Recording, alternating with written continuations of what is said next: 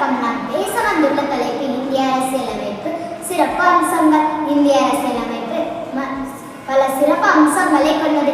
இந்திய அரசியலமைப்பு மற்ற அரசியலமைப்புகளில் இருந்து வேறுபட்ட மற்றும் தனித்தன்மை வாய்ந்தது. பாராளுமன்ற முறை தனித்தன்மையுடன் நெகிழ்வற்ற மற்றும் நெகிழ்ச்சியுடைமை ஆகியவற்றின் கலப்பு.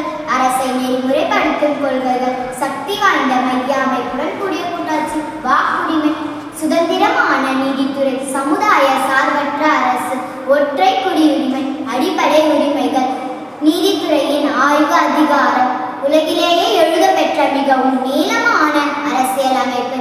இந்திய அரசியலமைப்பு மைய மற்றும் மாநில அரசின் அதிகாரங்கள் ஆகிய இரண்டையும்